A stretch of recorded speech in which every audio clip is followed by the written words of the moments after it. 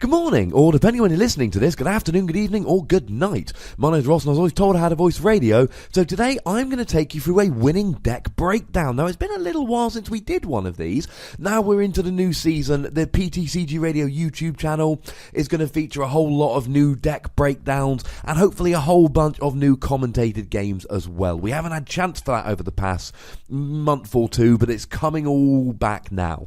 Now, when I say winning deck breakdown, I mean a deck which has actually won something, a deck which has proven to be good, and what better way to start than looking at the deck that won Worlds this year, piloted by the lovely Jacob Van Wagner, an interview with whom can be found on PTCG Radio episode 160, which will be found on this very YouTube channel, or you can just go and search on iTunes.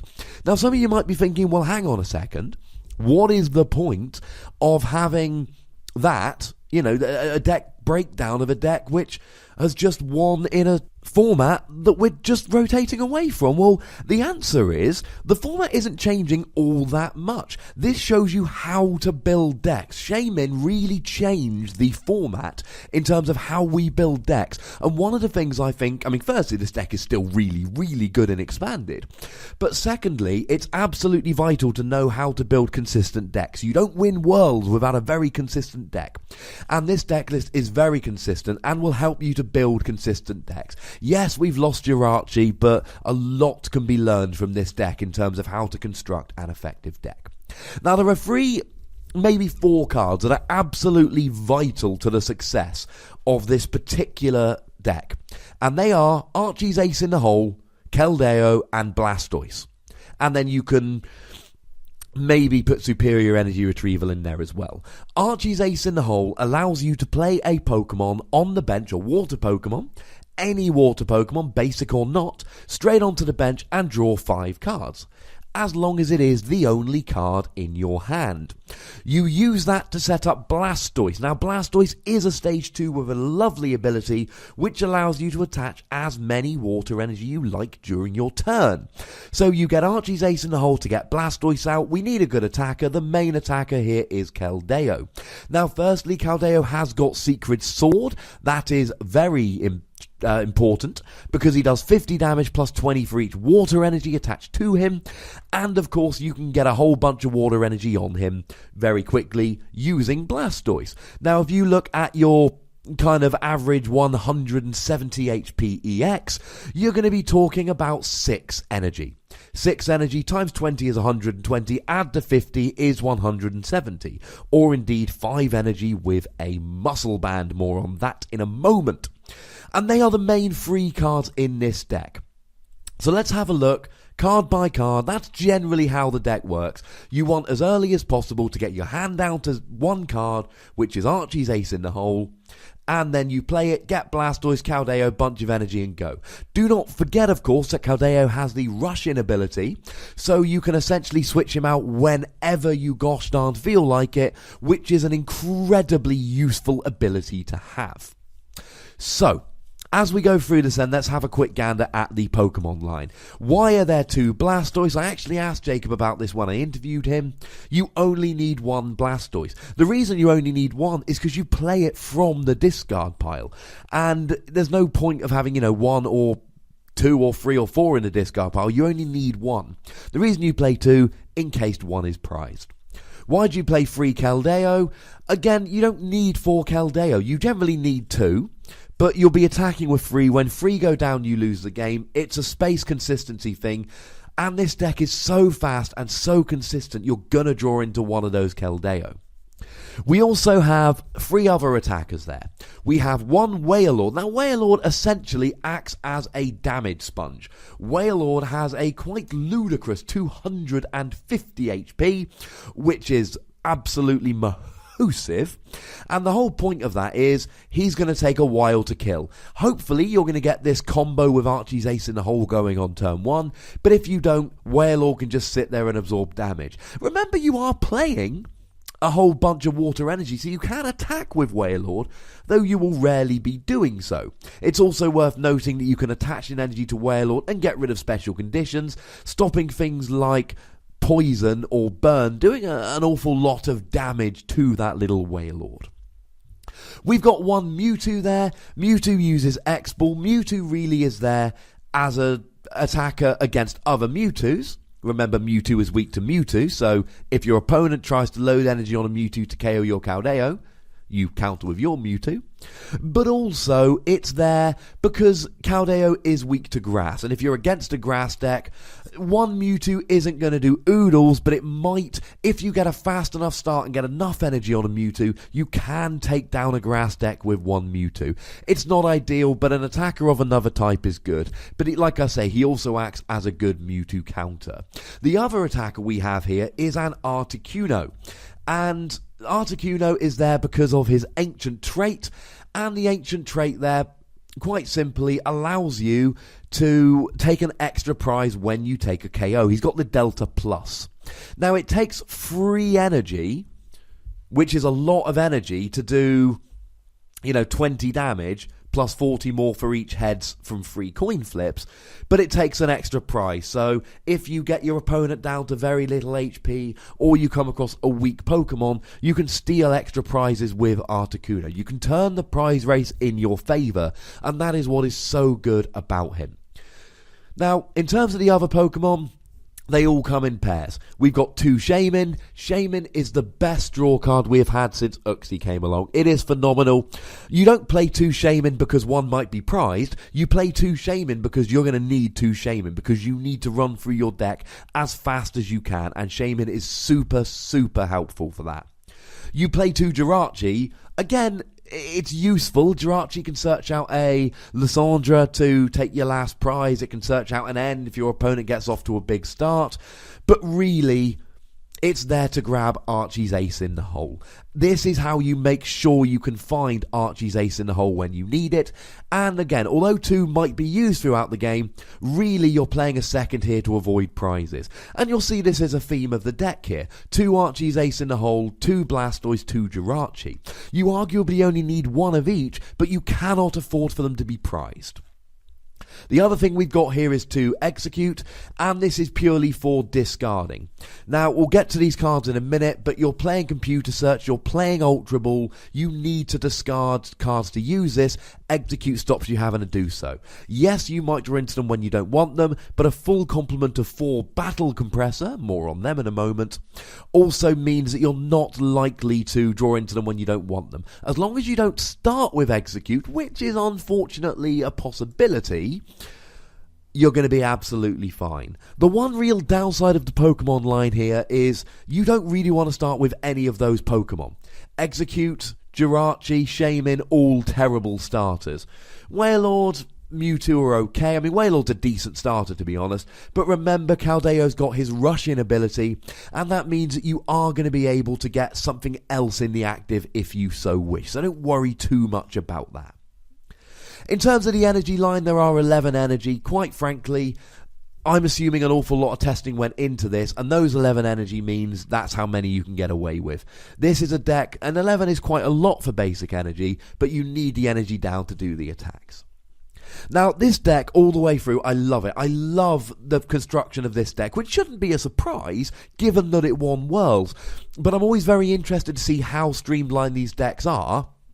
And you see here, this deck is incredibly streamlined. And if you look at the supporters there, the trainer cards, you've got 2 groups. There's the I'm not playing many because I don't have to, and there's the I'm playing 4 because I do have to.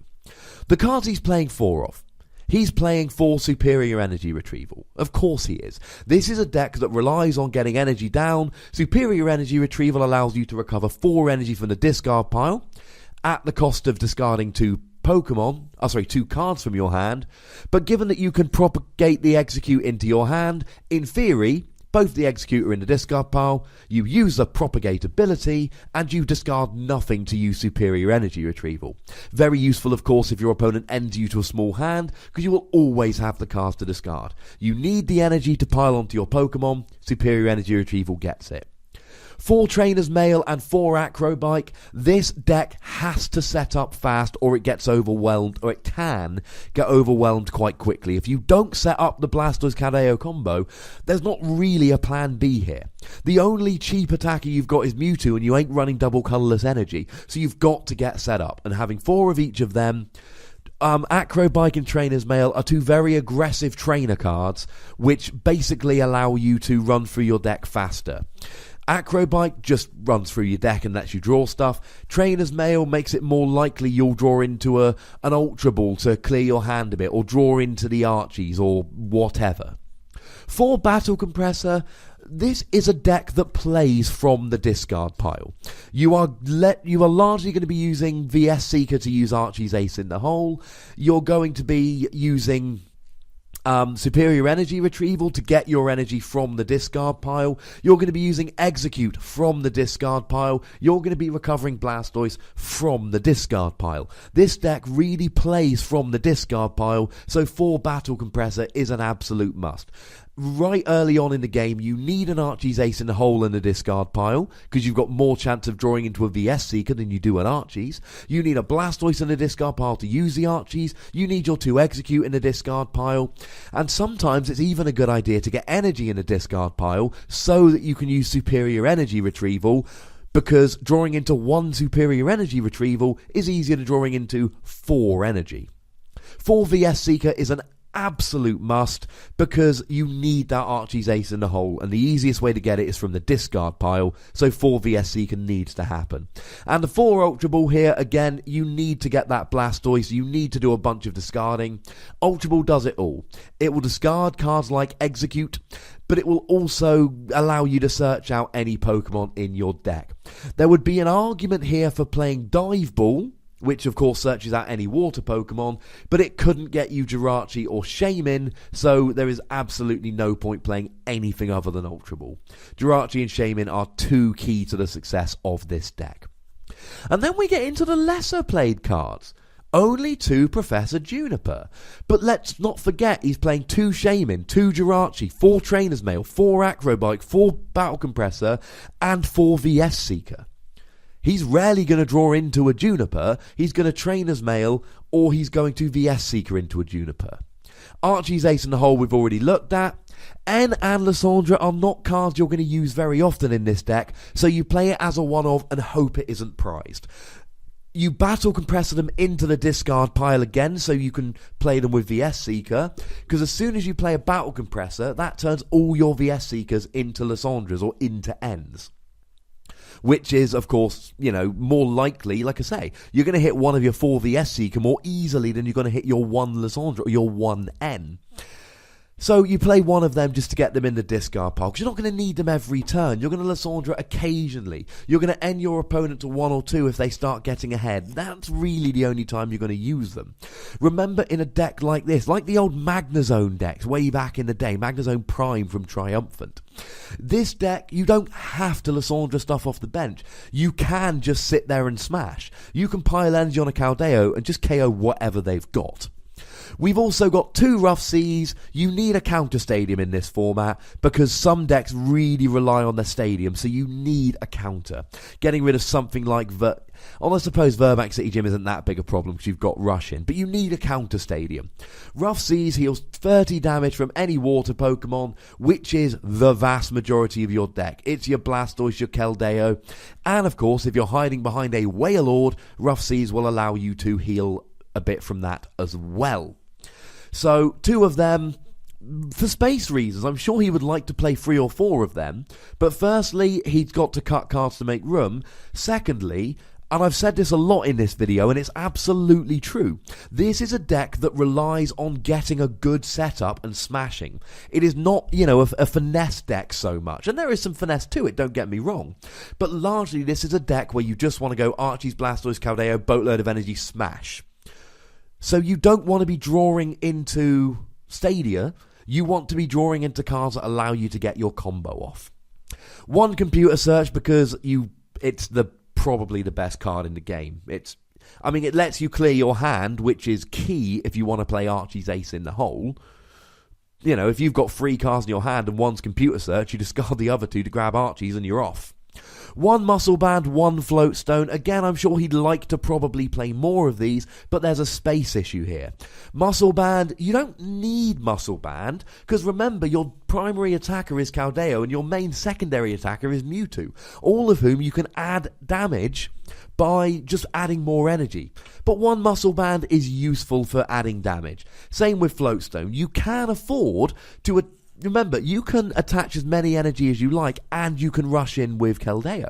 You don't need Float Stone, because you can rush in with Keldeo and just attach and discard 2 energy, and that gives you a free switch. But one Float Stone, you can grab it with computer search, or you can attach it to the Pokemon as and when you draw into it. Largely, this is going to go on Blastoise for if people try Lysandre into Blastoise. But like I say, the chances of you getting Lysandre stalled are very, very slim because you've got Keldeo. It's only going to work if you've got no Keldeo out, and how likely is that to happen? And that, ladies and gentlemen, is Jacob Van Wagner's world-winning deck. I hope you can appreciate... I hope I've made it clear, I should probably say, how well constructed this deck is. I think one thing that would be very interesting to do for everyone watching this is to proxy up this deck, to make this deck, or just wait until it's released as a World Championship deck and buy it, and just play out a few hands, and you'll see how this deck is constructed. Yeah, we've lost Jirachi, and that's a pain, and we've lost Execute, and that's a pain.